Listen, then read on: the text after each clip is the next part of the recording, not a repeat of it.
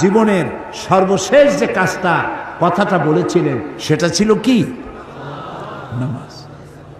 ইন্তেকালের 5 দিন আগে প্রচন্ড জ্বর হলো, মাথায় যন্ত্রণা হলো, বারবার বেহুশ হয়ে পড়েন। যে রাত্রে ইন্তেকাল করবেন সেই রাত্রে সাহাবায়ে কেরাম কেউ ঘরে ফেরে নাই, সবাই কাঁদতেছে। সকলের ধারণা নবীজি খুব তাড়াতাড়ি বিদায় হয়ে যাবেন। ঘরের মধ্যে স্ত্রীরা কাঁদেন, জামাই কাঁদে, নাতি নাতনি কাঁদেন। সব থেকে বেশি কাঁদছেন হযরতে মা ফাতিমা রাদিয়াল্লাহু তাআলা আনহা। রাসূলুল্লাহর হুশ এলো, হযরত ফাতেমার কান্না দেখে কাছে ইশারা করে ডাকলেন, কানে কানে কি যেন বললেন। হযরত ফাতেমার কান্না বন্ধ হয়ে গেল। হযরত আয়েশা ফাতেমাকে ডেকে বলেন, মা তোমার আব্বা জান কি তোমারে বলল, কান্না বন্ধ হলো তোমার? হযরত ফাতেমা বলেন, মা আমার আব্বা জান আমাকে কানে কানে বললেন, মা কাঁদিস না, তোর কান্না আমার বরদাস্ত হয় না। আমি তোমাকে সুসংবাদ শোনাই, আমি মরে যাওয়ার পর সবার আগে তোমার সাথে আমার দেখা হয়ে যাবে।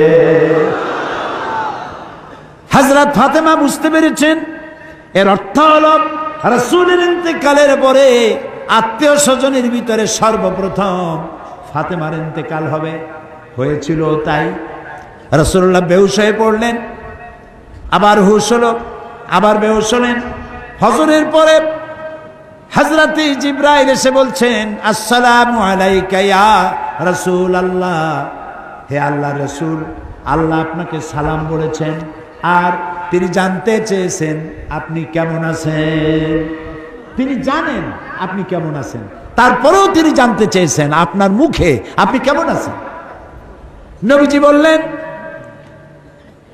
আমি বড়ই কষ্টের ভিতরে আছি, অসুস্থ আছি। হযরতে জিবরাইল বলছেন, ইয়া রাসূলুল্লাহ, একজন নতুন ফেরেশতা এসেছে আজ আমার সাথে, যে ফেরেশতা কোনো মানুষের কাছে আসার জন্য অনুমতি কোনোদিন চায় নাই আর কোনোদিন চাবেও না, শুধু আপনার অনুমতি চায় আপনার কাছে আসার জন্য। সে ফেরেশতার নাম মালাকুল মউত। হযরতে মালাকুল মউত রাসূলের অনুমতি নিয়ে রাসূলের জাসাদ মুবারকের কাছে এসে সালাম পেশ করলেন। বললেন, ইয়া রাসূলুল্লাহ, আদম আলাইহিস সালাম থেকে নিয়ে শুরু করে এই পর্যন্ত আমি যত মানুষের জান কবজ করেছি আর কিয়ামত পর্যন্ত যত মানুষের জান কবজ করব, কারো কাছে অনুমতি চাই নাই, অনুমতি চাওয়াও আমার লাগবে না। কিন্তু আজকে আসার সময় আল্লাহ রাব্বুল আলামিন আমাকে বলেছেন আমি যেন আপনার অনুমতি চাই। রাসূলুল্লাহ বললেন, মালাকুল মউত, আমি যদি তোমাকে অনুমতি না দেই? হযরতে মালাকুল মউত বলেন, ইয়া রাসূলুল্লাহ, আল্লাহ তাআলা বলেছেন অনুমতি যদি না পাও ফিরে এসো। আল্লাহু আকবার, আল্লাহু আকবার।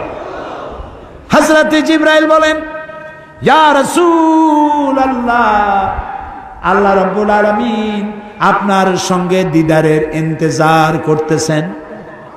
নবী বললেন, মালাকুল মউত, তুমি তোমার কাজ শুরু করতে পারো।